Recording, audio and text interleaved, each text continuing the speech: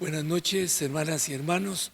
Les agradezco nuevamente la oportunidad que me regalan de estar con ustedes en sus casas. En esta ocasión compartiendo este espacio en la Escuela de Formación Bíblica, Señor, tú tienes palabras de vida eterna. Hemos venido reflexionando, profundizando en el Sermón de la Montaña que el Evangelio según San Mateo nos regala en los capítulos 5, 6 y 7.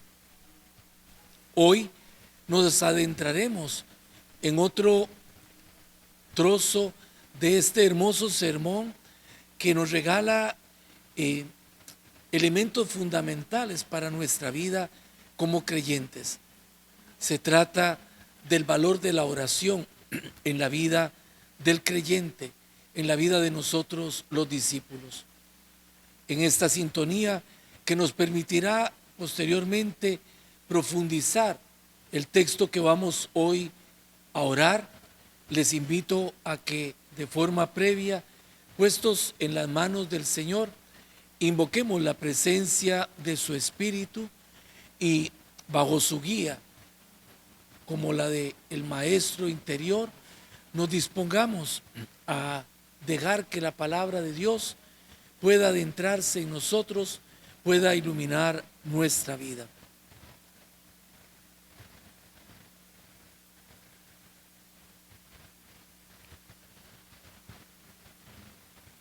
Ven, Espíritu Santo, llena los corazones de tus fieles y enciende en ellos el fuego de tu amor. Envía, Señor, tu Espíritu y renovarás la faz de la tierra. Tú que enviaste el Espíritu Santo para que adoctrinara el corazón de tus discípulos, haz que en docilidad a la acción de este mismo Espíritu, nosotros podamos captar tu palabra, interiorizarla y hacerla norma de nuestra vida. Que tu Espíritu, Señor, ilumine nuestras mentes, ensanche nuestro corazón para que, movidos por Él y fecundados por su acción santificadora en nuestra vida, podamos dejar que esta palabra, que en cada uno de nosotros se deposita como semilla fecunda, pueda germinar y dar mucho fruto. A ti, Hijo de Dios, palabra eterna del Padre, en la comunión del Espíritu Santo, honor y gloria por los siglos de los siglos. Amén. Bien, hermanos y hermanas, de esta manera nos disponemos a iniciar nuestra reflexión de este día. Y vamos a detenernos en un trozo del Evangelio según San Mateo en el Sermón de la Montaña, posiblemente uno de los textos más conocidos de la Sagrada Escritura. Es aquel que pone delante de nosotros la oración del Padre Nuestro. Estamos en el capítulo 6, según San Mateo, repito, como parte del Sermón de la Montaña que hemos venido reflexionando.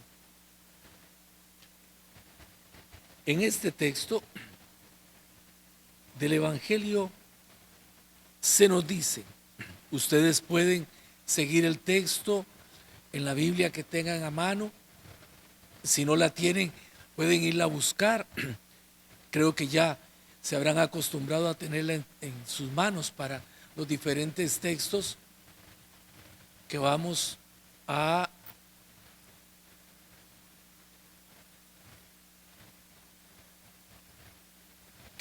ir reflexionando, que vamos a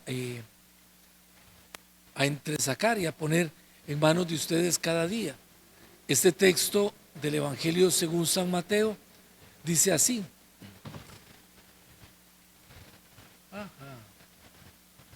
Es que me están haciendo observación. en relación con el texto de la pantalla, que no se veía lo suficientemente grande. A veces estos detalles,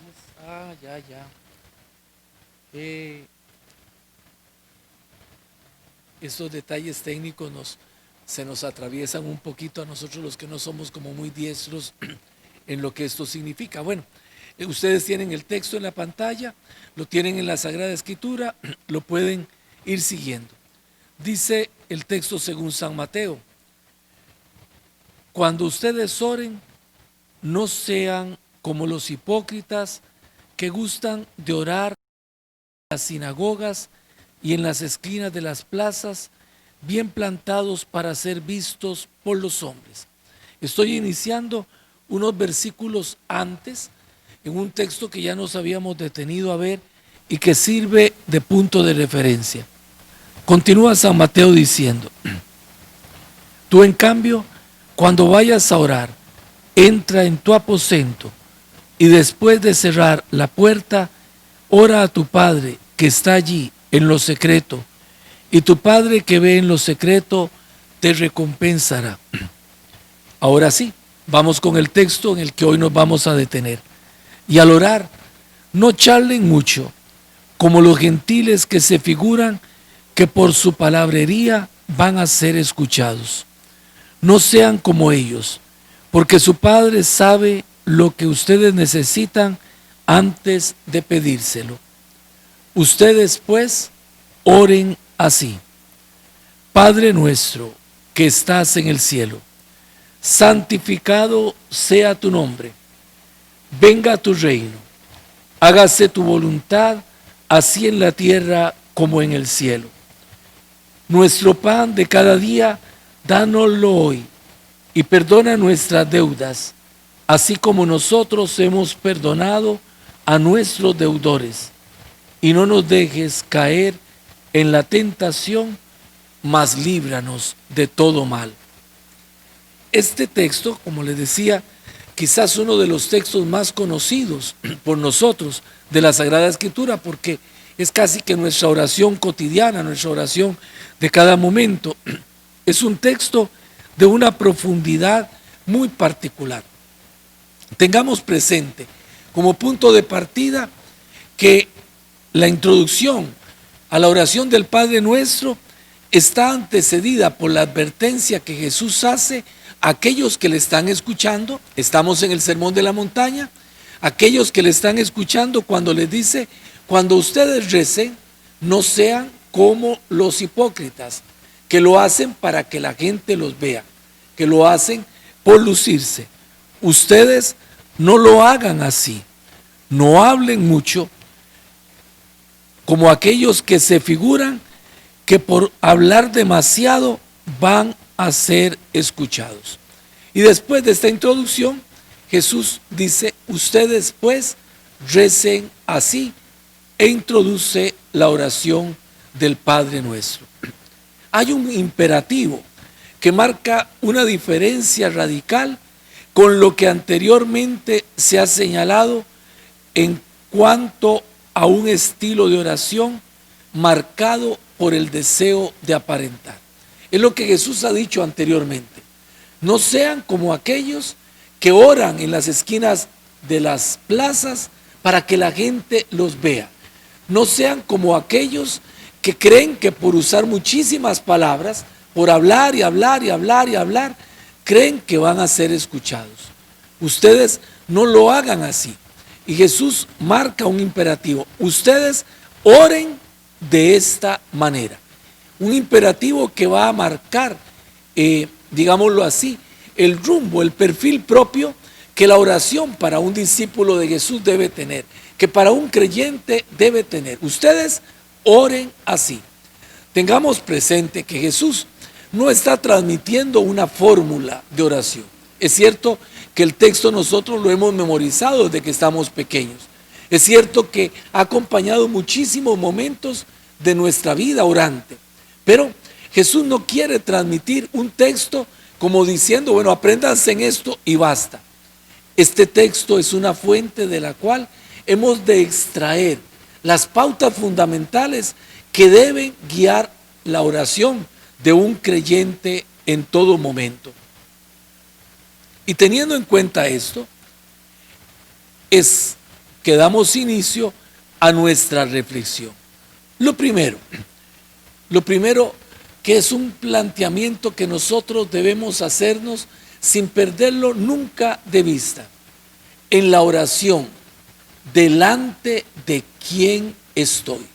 Tengo que plantearme eso, porque vean ustedes que al advertir Jesús sobre la tendencia de los fariseos y de los maestros de la ley, que oran para que la gente los vea, que oran para quedar bien delante de la gente, él plantea algo diferente, plantea un camino distinto que se va a poder dilucidar, que se va a poder descubrir cuando yo me hago este planteamiento inicial. ¿Delante de quién estoy? Yo no estoy delante de los hombres, estoy en el aposento, delante de mi Padre. Ustedes oren y para orar entren en su aposento, entren en ustedes, interioricen en ustedes y pónganse delante del Padre. No con una interminable palabrería de aquellos que buscan manipular a Dios, doblegándolo a sus deseos propios. Oigan bien, la advertencia de Jesús en relación con esto de usar muchas palabras viene a ser una advertencia fundamental, porque la gente que habla y habla y habla y habla mucho, lo que busca es atarantar, lo que hace es atarantar. Y muchas veces lo podemos nosotros percibir claramente. Me disculpan, en ese sentido no quiero con un ejemplo señalar algo negativo con respecto a una persona, pero es como cuando lo agarra un vendedor tiene como oficio vender, y entonces el vendedor te va a hablar y hablar y hablar y hablar y hablar y hablar y hablar, de tal forma que termina haciendo que vos te inclines a comprar aquello que te está ofreciendo. La palabrería interminable no es una forma de orar. ¿Por qué? Porque puede esconder en nosotros el deseo de manipular a Dios, es decir, de buscar atarantar a Dios con tantas palabras, queriendo como que Dios haga en definitiva lo que nosotros queremos que haga. El plantearnos delante de quién estamos nos lleva a nosotros a generar una actitud de escucha del Padre, con el deseo de que se realicen sus deseos de Padre en mí, que soy su Hijo. Atiendan bien a esto porque es algo fundamental. Vean que está advirtiendo Jesús sobre el peligro de las muchas palabras. ¿Por qué? Porque la oración establece un diálogo amoroso con Dios. Y el diálogo no radica solamente en lo que yo digo, sino que encuentra su pieza fundamental en lo que yo escucho. La invitación a entrar dentro de mí y ponerme delante del Padre busca que yo me abra en una actitud de sintonía con el Padre, de tal forma que mis deseos puedan acoplarse, puedan empatar con los deseos del Padre, de forma que entre nosotros se establezca una sintonía tal que pueda verse reflejada en la oración a través del diálogo Padre-Hijo. La oración, dice San Agustín, y esta expresión es muy bella, es una gimnasia del deseo. El deseo es la facultad más elevada del hombre. No produce nada, sino que lo acoge todo.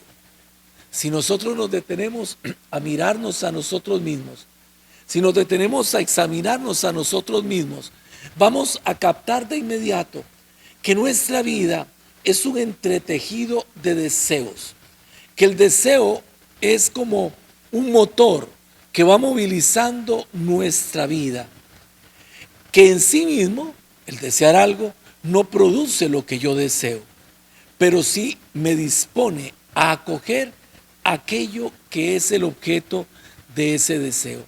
San Agustín dice, la oración es una gimnasia del deseo, es decir, es un entrenamiento de ese deseo.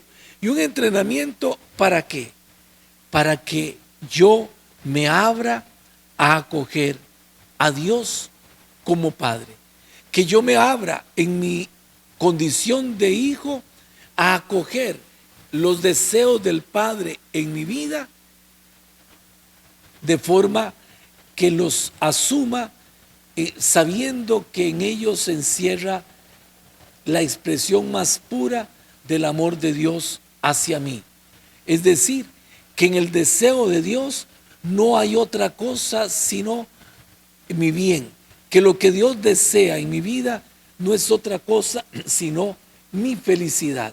Y poderme abrir yo a acoger este don de Dios en mi vida significa acoger al mismo Dios como Padre, aceptando que se trata de un Padre bueno que desea siempre para mí lo mejor.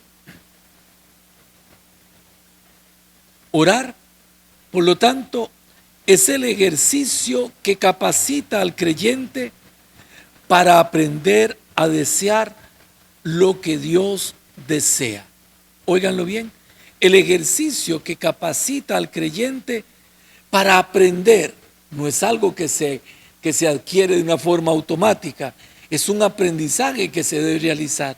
Aprender a desear, porque los deseos son múltiples y yo puedo desear 1000 cosas distintas, pero acá se trata de ir ejercitándome para desear lo que Dios desea, de forma que lo pueda acoger como un don en mi vida, como un regalo que Él me da.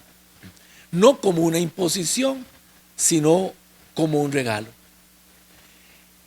Hechas estas reflexiones, hechos estos planteamientos, entonces comenzamos a mirar detenidamente la oración del Padre Nuestro. El Señor dice, cuando ustedes oren, digan, Padre nuestro que estás en el cielo.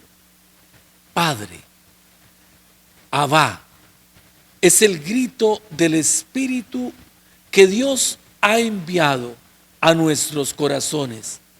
La prueba de que no solo somos llamados, sino que somos realmente hijos de Dios.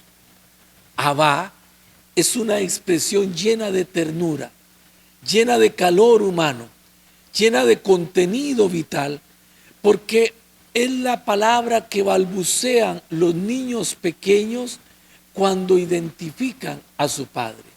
No es simplemente una palabra, no es una palabra, es algo más que una palabra, porque vuelca en esta palabra los sentimientos de un niño que identifica la figura de aquel de quien se siente amado, de quien se siente hijo. Posiblemente muchos de ustedes que son padres de familia han experimentado lo que esto significa. Yo he visto muchas veces cómo cuando un bebito está creciendo, pues entonces comienzan a hablarle a veces de una forma inadecuada, pero queriendo que el bebé pronuncie alguna palabra. Y los que lo rodean, particularmente sus padres, están pendientes. Y cuando el niño logra decir papá o logra decir mamá, aquello que logra expresar produce un efecto tal en el padre, en la madre, que los conmueve profundamente. ¿Por qué? Porque el niño está sintonizando con ellos en la expresión de aquel afecto que le lleva a pronunciar una palabra por primera vez, que es la palabra con la que identifica justamente a aquel que le ama. Si nosotros buscamos el texto de la carta de San Pablo a los Gálatas, en la carta a los Gálatas, en el capítulo 4, versículo 6, nos encontramos con un texto que justamente nos refiere a lo que acabo de señalar, a lo que acabo de decir. En el capítulo 4, versículo 6, nos dice el apóstol, la prueba de que ustedes son hijos de Dios es que Él ha enviado a nuestros corazones el espíritu de su Hijo que clama, Abba, Padre. Por lo tanto, cuando Jesús indica cómo debemos orar, no comienza haciéndonos percibir simplemente un texto, sino una actitud filial. Es la actitud de quien, movido por el Espíritu, identifica a su Padre y se identifica como hijo. Por esa razón, la oración del creyente cristiano nos sumerge en el dinamismo amoroso del misterio de Dios que es uno y trino. La oración de un creyente siempre es una oración al Padre por el Hijo en la comunión del Espíritu. Vuelvo a decirlo, toda oración creyente es oración al Padre por el Hijo en la comunión del Espíritu. Y vean ustedes, hermanas y hermanos, que en ese sentido se clarifican muchas cosas que a veces nosotros distorsionamos sin mala voluntad, pero distorsionamos. Por ejemplo, cuando hablamos de la intercesión de los santos, de la oración a los santos, se le puede rezar a un santo. Mira, depende de lo que estés entendiendo por orarle a un santo. Porque si estás entendiendo por orarle a un santo, que el santo es, digámoslo así, el destinatario de tu oración, estás distorsionando el sentido de la oración cristiana. ¿Por qué? Porque la oración cristiana siempre es una oración al Padre. Es decir, es la expresión de un hijo que se dirige a su Padre. ¿Quiere decir esto que tienen razón aquellos que dicen que no hay que contar con la intercesión de los santos? No, de ninguna manera. ¿Por qué? Porque si logramos ubicar cada elemento en su lugar y logramos entender lo que cada uno de ellos significa, nos damos cuenta de que no hay en esto ninguna contradicción con lo que Jesús nos dice. El Evangelio afirma, donde 2 o 3 de ustedes estén reunidos en mi nombre, allí estoy yo en medio de ellos. También afirma el Evangelio, cuando 2 o 3 de ustedes se ponen en la tierra de acuerdo para pedir algo al Padre, el Padre del cielo se los concede. ¿Qué quiere decir esto?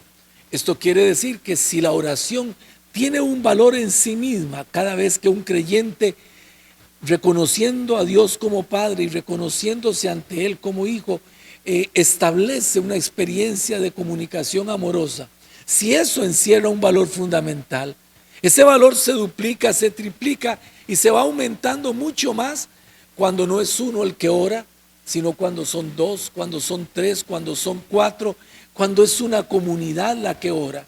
Porque se trata entonces ya no de la oración aislada de una persona, sino la oración de todo un cuerpo, que es la iglesia en este caso, que ora al Padre por Jesucristo en la comunión del Espíritu. Y esto tiene un valor particular cuando nos referimos a los santos. ¿Por qué? Porque los santos son aquellos hermanos nuestros, los mejores hijos de la iglesia, que habiendo llegado a la meta final del camino después de su muerte, han sido reconocidos por la iglesia como personas que han vivido con toda plenitud su vida cristiana. Y la iglesia proclama solemnemente que cree que ellos ya están en su alma inmortal en la presencia de Dios. Están en la presencia de Dios. ¿Qué significa esto? Que en alguna medida, si lo hablamos en términos espaciotemporales, se trata de personas que están más cerca de Dios, porque ya están en su presencia. Por lo tanto, su oración le da a nuestra oración una consistencia particular. Yo no le rezo a un santo, sino que pido a este hermano mío que ore conmigo para que mi oración no sea una oración aislada, sino una oración acompañada. Igual que cuando le pido a algunas personas, vean, por favor, ténganme en cuenta en su oración. Bueno, lo mismo hago con los santos. Le pido a la Santísima Virgen, le pido a los santos de los que soy devoto, oren conmigo.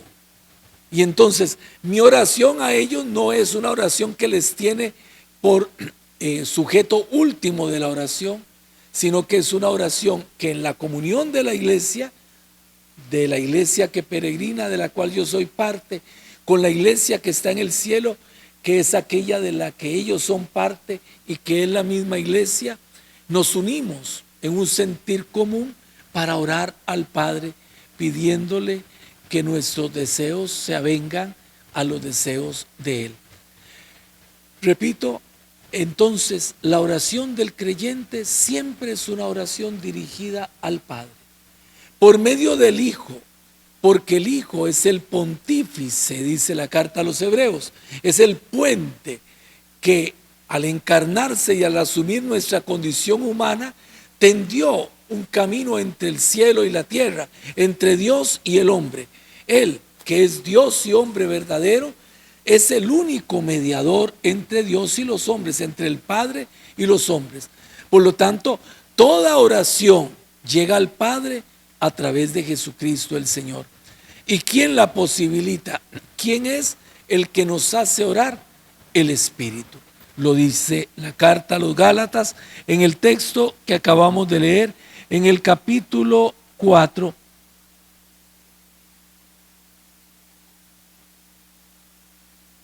Versículo 6. La prueba de que ustedes son hijos de Dios es que Él ha enviado a nuestros corazones el Espíritu de su Hijo que clama, es decir, es el Espíritu que clama.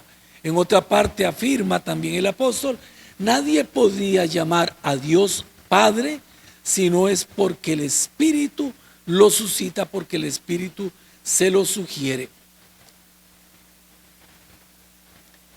Hemos sido hechos hijos en el Hijo por el Espíritu.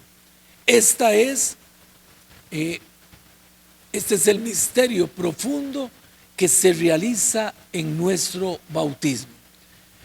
En la carta a los Romanos, en el capítulo 8, versículos del 14 al 17, leemos que el apóstol San Pablo dice: todos aquellos a los que guía el Espíritu de Dios son hijos e hijas de Dios.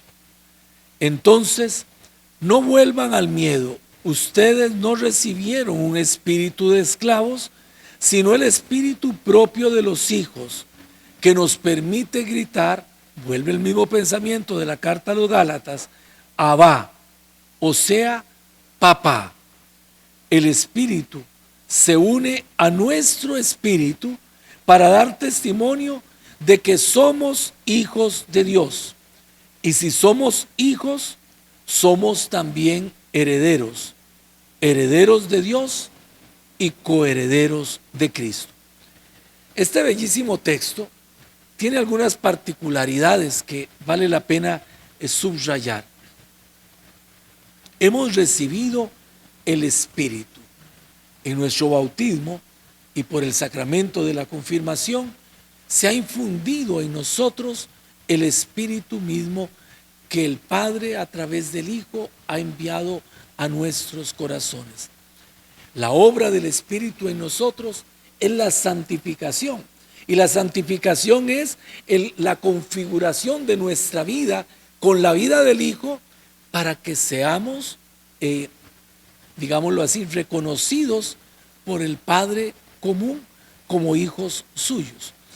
¿Qué es lo que es necesario tener en cuenta? Que el Hijo es uno solo, el Hijo eterno, Dios como el Padre y como el Espíritu. Ese Hijo, en la plenitud del tiempo, se encarnó en las entrañas purísimas de la Santísima Virgen y se hizo uno de nosotros, asumió nuestra condición humana, haciéndose semejante en todo a nosotros, menos en el pecado. el Hijo de Dios se hizo hombre, rezamos en el Ángelus, se hizo hombre y como hombre no ha dejado de ser Hijo de Dios. De tal forma que ha tomado nuestro rostro. El Hijo ha tomado nuestro rostro para que el Padre, al mirar a su Hijo, nos mire a nosotros. Para que el Padre, al reconocer a su Hijo, nos reconozca a nosotros, que hemos sido incorporados al Hijo por medio del bautismo. El Hijo lo es por naturaleza. Nosotros no somos hijos por naturaleza porque no somos Dios. Nosotros no hemos nacido del Padre como el Hijo y no existimos desde la eternidad, sino que el Hijo, al hacerse uno de nosotros y al incorporarnos a Él, al injertarnos en su cuerpo, obra que hace el Espíritu por medio del bautismo, entonces hace posible que en el Hijo nosotros nos convirtamos en hijos, hijos por adopción, dice el apóstol San Pablo, pero hijos por adopción que igualmente pueden llamar a Dios papá. El Espíritu que habita en nosotros, unido a nuestro espíritu, da testimonio de que somos hijos, porque Él es el que nos hace llamar a Dios con toda propiedad papá. Y si somos hijos de Dios, somos herederos con Él. Es decir, la herencia que le corresponde a un hijo nos corresponde a nosotros que hemos sido también adoptados. Si tenemos en cuenta los términos jurídicos, vamos a decir que un hijo por adopción tiene los mismos derechos legales que un hijo nacido de la propia carne o haya sido engendrado por su padre y por su madre. Esta palabra, la palabra Abba, con todo este significado que he tratado de venir desglosando, expresa la experiencia fundamental del hombre nuevo, que en Cristo se siente hijo de Dios, heredero de sus bienes y de su misma vida. Es la experiencia de saberse amado, inserto en la reciprocidad del amor del Padre y del Hijo. Vean ustedes cómo en el texto del Evangelio según San Juan, en el capítulo 17, Jesús al orar por sus discípulos dice: Padre, que ellos sean uno como nosotros somos uno, yo en ellos y ellos en mí, para que sean reconocidos por ti y viviendo tan unidos, sean en mí obra tuya. Sean, no es propiamente las palabras que el Evangelio dice, pero ese básicamente es su significado. La oración comienza, por lo tanto, como una experiencia filial. La oración nace de la experiencia del saberme hijo y del saberme hijo amado. No solamente saberme hijo, sino fundamentalmente saberme hijo amado, porque soy hijo en el Hijo, que es el Hijo amado desde la eternidad por el Padre.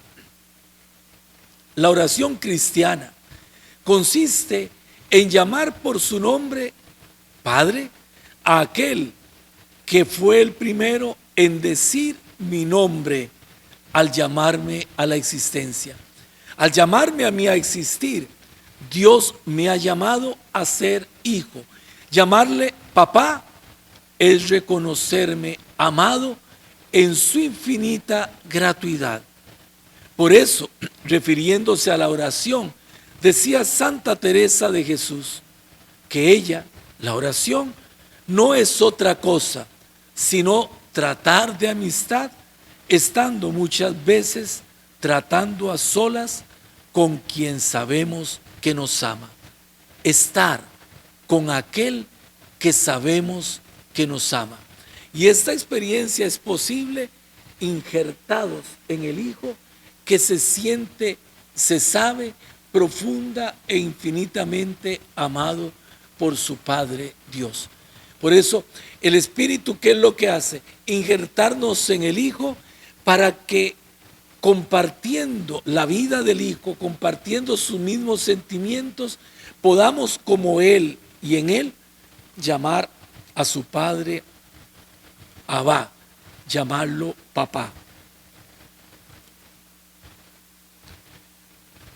Al decirle a Dios papá, digo sí a su verdad y a la mía. Le reconozco como aquello que Él es en mi vida y me reconozco yo a mí mismo en lo que realmente soy. Él es mi Padre, yo soy su Hijo. Y vean ustedes, hermanas y hermanos, lo importante que es esto. En el texto del Evangelio según San Mateo, entre las parábolas que el evangelista nos describe, hay una parábola que se titula la parábola de los viñadores homicidas, que ilustra en alguna medida lo que el pueblo creyente hace con Jesús al crucificarlo. Y entonces, en boca del mismo Jesús, pone el evangelista esta parábola que viene a realizar esta comparación tan bonita.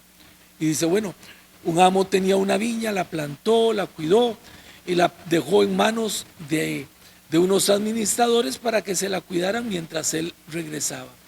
Cuando llegó el tiempo de la vendimia, de la cosecha, manda a algunos empleados para que reciban los frutos y aquellos que la habían recibido en administración los golpean, los tiran afuera, no les hacen caso. Envía más y vuelven a hacer lo mismo. La referencia es clara en relación con los profetas del Antiguo Testamento y de todos aquellos que vinieron en nombre de Dios. Pero la parábola va a decir después, por último pensó, les enviaré a mi hijo y a él lo respetarán. Cuando sucede esto, aquellos viñadores ven venir al hijo y se dicen, este es el hijo, es el heredero, matémoslo y nos dejamos la herencia. Vean ustedes cómo San Pablo ahora ha señalado que somos herederos con Cristo, es decir, si somos hijos en el Hijo, somos herederos con Él también. Nosotros no tenemos por qué adueñarnos de algo que gratuitamente nos ha sido concedido. Pero se ilustra en la parábola esta tendencia del ser humano, que es la tendencia, la inclinación torcida al pecado, que no consiste en otra cosa sino en querer adueñarse, poseer, es lo contrario a recibir como un don. Yo recibo como un don, como un regalo, lo que reconozco que no es mío, que estoy recibiendo del amor del otro. En este caso la herencia, y más aún siendo hijo de adopción, porque podría decir, este pudo no haberme adoptado y me adoptó, me hace partícipe de su herencia, eso es un don, y frente al don se debe vivir en gratuidad. Sin embargo, la parábola dice, los viñadores dijeron, acabemos con el hijo y nos dejamos la herencia. La tendencia a querer poseer es el pecado de Adán en el fondo. Dios le había dado a Adán, a Eva, le había dado a nuestros primeros padres posesión sobre toda la creación. No tenían prácticamente ninguna restricción, simplemente les señaló un límite, no tomar del fruto del árbol que estaba plantado en el centro. Es decir, para que seas buen administrador, es lo que quiere decir el texto, tienes que ser capaz de aceptar límites. Y ser capaz de aceptar límites significa aceptar que no eres el dueño, que esto lo has recibido como un don y por lo tanto eres administrador. Cuando yo le digo a Dios, papá, le reconozco como aquello que Él es en mi vida. Reconozco todo lo que de Él viene como un don. Esa es la verdad sobre Dios. Y la verdad sobre Dios revela la verdad sobre mí. ¿Cuál es mi verdad? Yo soy hijo, hijo amado del Padre.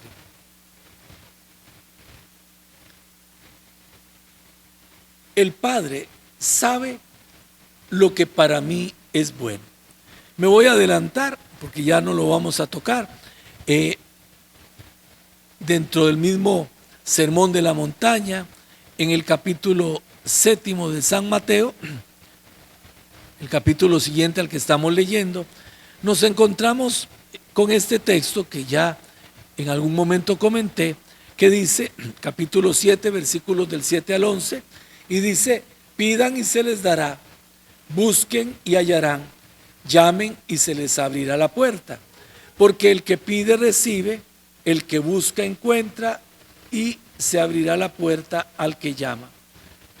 ¿Acaso alguno de ustedes daría a su hijo una piedra cuando le pide pan? ¿O le daría una culebra cuando le pide pescado? Pues si ustedes, que son malos, saben dar cosas buenas a sus hijos, con cuánta mayor razón el Padre de ustedes que está en los cielos dará cosas buenas a los que se las pidan.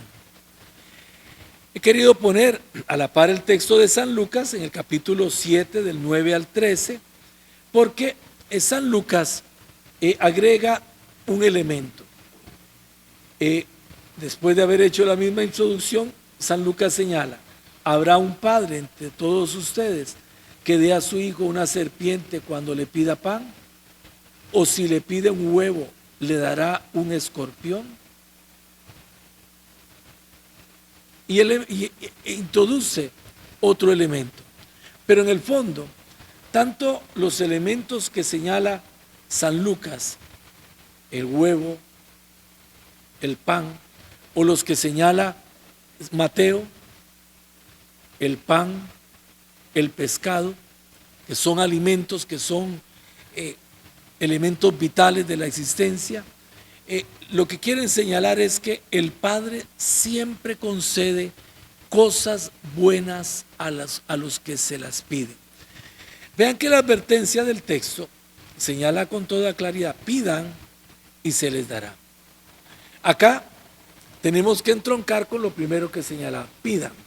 Pedir es la expresión del deseo, pero hemos señalado anteriormente que la oración es el ejercicio al que yo me someto para aprender a desear lo que Dios desea.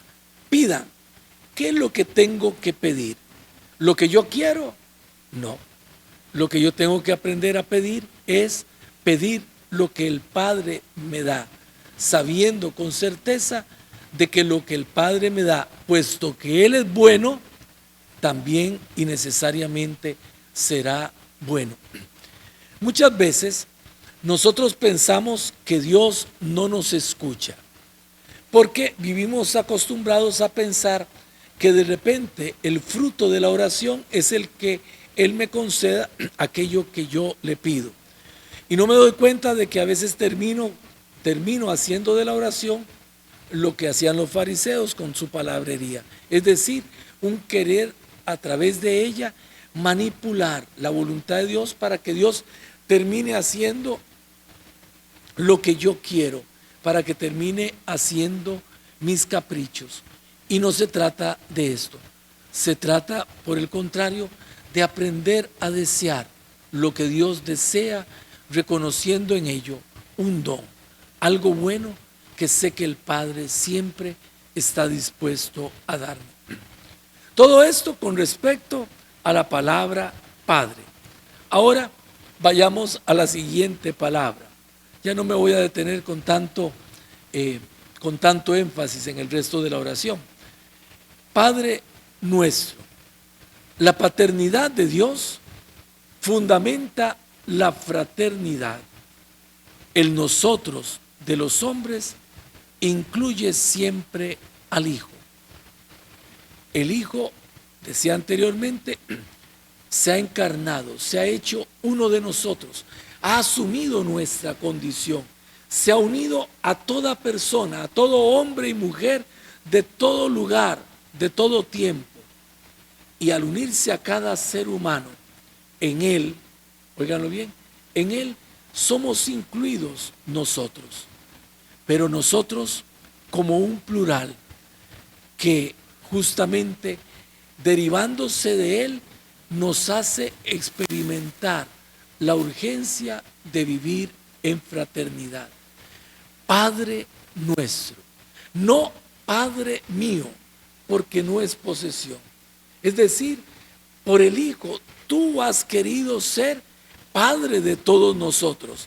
Y al hacerte Padre de todos nosotros, al poderte llamar todos igualmente Padre y ser contigo coherederos en el Hijo, nos has hecho a nosotros hermanos, nos has hecho a nosotros miembros de una misma familia.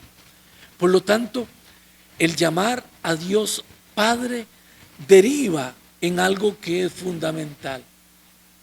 La vivencia de la paternidad de Dios no puede darse si no tiene como derivado con natural la fraternidad que yo vivo con los demás. No puedo llamar a Dios Padre si no reconozco a mis semejantes como hermanos. Porque si no los reconozco como hermanos, quiere decir que del Padre o de la paternidad de Dios no he entendido absolutamente nada. Dios es cercanía, es familiaridad, es ternura y protección. Pero, y viene el otro elemento, está en los cielos. ¿Qué significa que estás en el cielo?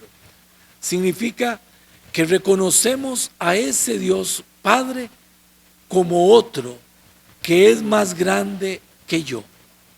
Si Dios es mi papá es Dios.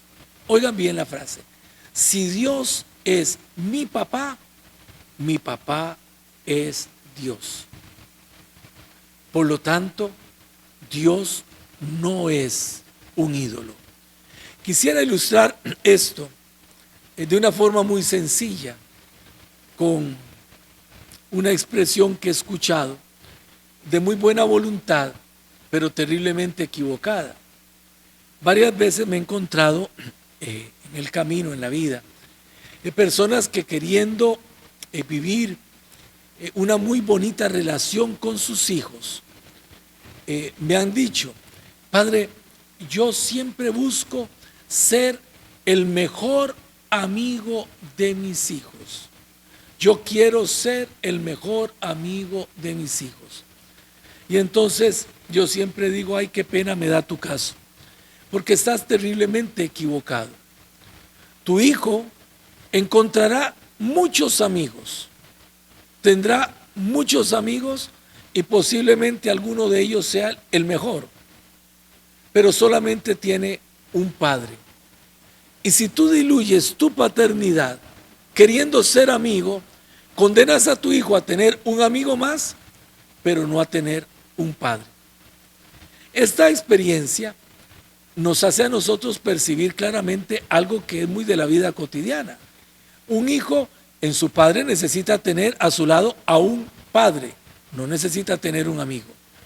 Que el padre tenga algunos elementos que lo caracterizan semejantes a los de un amigo puede ser, pero un padre es alguien diferente, no es simplemente un amigo. Y el hijo necesita tener un padre, el hijo quiere tener un padre. ¿Qué significa esto? Significa reconocer a mi padre como padre. En la vida cotidiana eso se supone. Cuando un padre diluye la paternidad en simplemente una amistad, de repente el hijo termina tratándolo como un amigo. Y significa eso que lo trata como un igual, un de tú a tú. Y esto es sumamente complicado, porque se deja de reconocer el valor vital, óiganlo bien, el valor vital que aquel tiene en mi vida. Una vez me encontré a una persona que me decía: guarden las distancias, pero me decía: yo nunca me arrodillo delante de Dios, porque Dios es mi amigo. Y entonces le decía yo: sí, es tu amigo, pero es tu Dios. Vean ustedes entonces cómo el igualarnos nos puede llevar a perder de vista una perspectiva que es fundamental. Si yo trato a Dios como igual, perdonen la expresión, si yo me hago el igualado, y simplemente me considero igual a Dios, ya Dios deja de ser Dios en mi vida. Como el padre que se convirtió en amigo deja de ser padre y pasa a ser amigo, pasa a ser un cuate, pasa a ser uno igual. La oración no nos permite esto. Y cuando Jesús nos enseña a orar, nos dice: digan, Padre nuestro que estás en el cielo.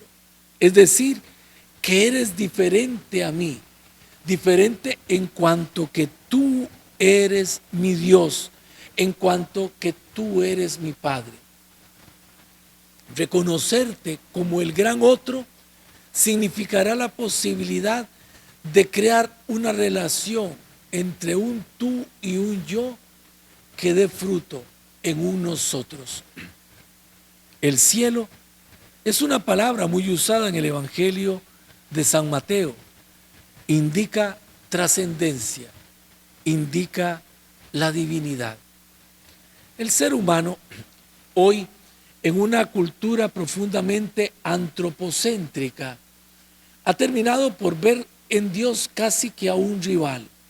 A Dios casi que hay que desaparecerlo, porque pareciera que si Él está, como que se nos salta un complejo de inferioridad, se nos salta un complejo de ser menos, porque sentimos como que la bota de un militar se nos pone encima y nos aplasta. Y esto es desconocimiento de quién es Dios. En nuestro país vive un momento muy particular desde ese punto de vista. Días atrás escuchaba a una señora diputada volviendo a insistir terriblemente en esto, porque para la inauguración del nuevo edificio de la Asamblea Legislativa invitaron al arzobispo de San José y creo que invitaron también a un pastor evangélico, y los dos fueron, hicieron una oración de acción de gracias. Y entonces la señora diputada, a quien Dios le dé salud, se estaba quejando, la oí en uno de los noticieros, diciendo: es que hay que poner fin a eso no tiene nada que ver, Dios aquí no cabe. Esa tendencia a excluir al otro, en el fondo refleja como un cierto complejo de inferioridad. Yo no reconozco al otro, no me doy cuenta que al dejar de reconocer al otro con mayúscula, estoy dejando de reconocer al otro que es mi hermano. Ya el otro no será mi hermano, porque no hay un Padre común que nos una a él y a mí. Y entonces el ser humano termina convirtiéndose en un objeto, termina convirtiéndose en una cosa en medio de la sociedad. Pero a veces esto no se reconoce. Tanto se quiere subrayar el valor del ser humano que se pierden de vista perspectivas que son fundamentales y que estamos descubriendo acá en la oración que Jesús nos enseña. Los condicionamientos de la experiencia de la paternidad que nosotros podamos tener, porque muchas veces los tenemos. Si yo fui hijo de un padre agresor, si fui hijo de un padre alcohólico, si fui hijo de un padre irresponsable, obviamente la imagen de padre en mí está distorsionada. Y entonces, si yo hago una igualación entre esa imagen paterna que tengo y la imagen de Dios, obviamente produzco una distorsión. No debemos nosotros, por lo tanto, olvidar que la imagen de la paternidad pasa a través del filtro del misterio de la encarnación del Hijo de Dios. El Hijo, al asumir nuestra carne, al hacerse uno de nosotros, elimina toda imagen negativa que podamos tener de la paternidad. Es el Hijo quien viene a revelarnos la grandeza del Padre, que no es de la medida de un Padre terrenal, sino que tiene la medida del Padre eterno, del Hijo, que también es eterno. Por eso, en el Hijo encarnado se purifica, digámoslo así, de toda deficiencia la experiencia de paternidad que podamos tener, para lograr captar y hacer vida en nosotros el que la paternidad de Dios es algo totalmente distinto. La oración continúa: santificado sea tu nombre. Reconocer la santidad de Dios es reconocerlo como el totalmente otro, que su nombre sea santificado en nosotros, que nosotros le demos el lugar que le corresponde y que hace posible esta relación de alteridad con Él. Decir santificado sea tu nombre, en el fondo significa dejar a Dios ser Dios. Venga tu reino. El reino del Padre es la fraternidad entre los hijos. Es el reino del Espíritu cuyo fruto es el amor, la alegría, la paz, la paciencia, la benevolencia, la bondad, la fidelidad, la mansedumbre, la libertad. Léanse en el texto de la carta a los Gálatas, en el capítulo 5, versículo 22, donde justamente San Pablo nos dice que estos son los frutos del Espíritu. El reino es el cumplimiento, por lo tanto, de todos los deseos del hombre. Dijimos en un primer momento que el deseo era la fuerza que movía la vida del ser humano, y que la oración era la gimnasia que hacíamos en el Espíritu para hacer que nuestros deseos se correspondieran con los deseos de Dios. Pues si los deseos del hombre están identificados en el reino de Dios, esos mismos son los sentimientos de Dios. Por eso, desear el reino es desear lo que el Padre quiere. Construir el reino es construir lo que Dios quiere. Es abrirnos en la perspectiva que Él quiere se abra nuestra vida y que tiene su fundamento en su paternidad, en la filiación de la que yo he sido objeto y en la fraternidad que a partir de ella se abre. Hágase tu voluntad, es decir, soy llamado a pedir en la oración no que se haga lo que yo quiero, sino que en mi vida se pueda realizar el proyecto de Dios. Se trata de entrar yo en ese proyecto y no de hacer que Dios o querer hacer que Dios entre en el mío. Significa aprender a querer lo que Dios quiere con la certeza de que lo que Dios quiere es lo mejor. La voluntad de Dios es la fraternidad entre nosotros que cumple, como el mismo Evangelio lo dice, toda justicia. Expresión de Jesús cuando se fue a bautizar en el río Jordán y Juan se negó a bautizarlo, y Jesús le dice: es necesario que se cumpla toda justicia. Hacer la voluntad del Padre significa realizar la facultad de querer y hacer el bien. Significa no otra cosa sino estar dispuestos a amar. Por lo tanto, la oración no es la experiencia de pedirle cosas a Dios, sino de pedir la experiencia fundante en el que toda cosa adquiere significado. Vuelvo a repetir, no es pedirle cosas a Dios, sino pedirle el sustento para que todas las cosas puedan servir a mi bien y puedan entrar en este proyecto de salvación que llamamos su reino. Danos hoy el pan nuestro de cada día. El pan no es mío, el pan es nuestro. Por lo tanto, haciendo referencia a lo sustancial que es el alimento, a lo que es necesario, el texto de la oración del Padre Nuestro nos pone en advertencia de frente a la tentación de la acumulación. Así había acontecido con el maná en el desierto, cuando el pueblo pidió a Dios alimento y Dios les dio el maná, y con las indicaciones que Dios le dio a través de Moisés al pueblo, les dijo: salgan a recoger el pan que se han de comer, pero solo para hoy, no acumulen, no guarden. ¿Por qué? Porque Dios cada día había de dar el pan. Por lo tanto, lo que pedimos al pedirle al Señor el pan nuestro de cada día es pedirle aquello que es sustancial en nuestra vida, pero que no nos es dado para poseer. Que seamos, por lo tanto, capaces de acoger el don que nos das, no para retenerlo, sino para compartirlo. Hacer de lo que nos das un medio para crear fraternidad. Hoy, el pan, como decía, es como el maná, testigo cotidiano de la fidelidad de Dios. La vida es siempre y solo hoy. No se puede acumular, no se puede retener. Perdona nuestras ofensas. El Padre nuestro abre un camino inagotable de perdón, porque nos señala el perdón con la medida que proviene de Dios.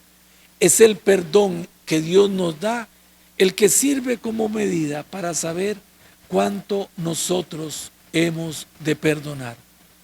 Y no nos dejes caer en la tentación, mas líbranos del mal.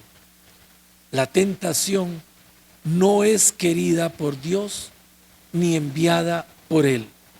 Existe simplemente en la vida y es ocasión para adquirir una mayor fortaleza.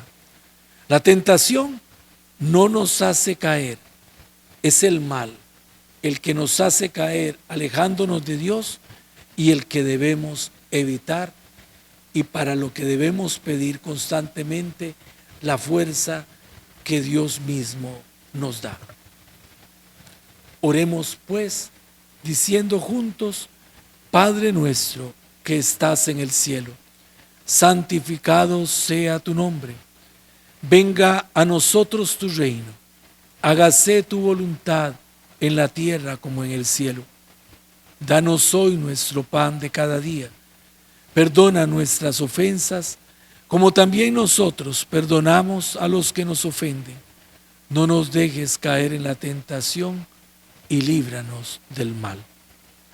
Bien, queridos hermanos y hermanas, les agradezco nuevamente la oportunidad que me dan de estar con ustedes, de compartir este espacio de oración en la palabra, invitándoles a volver sobre el texto que hoy hemos reflexionado, retomarlo una y otra vez como ocasión para orar y ahondar y dejar que el Espíritu suscite otros muchos pensamientos que en cada uno, que en cada una, sin duda alguna suscitará, enriqueciendo lo poco que podemos haber dicho en este momento.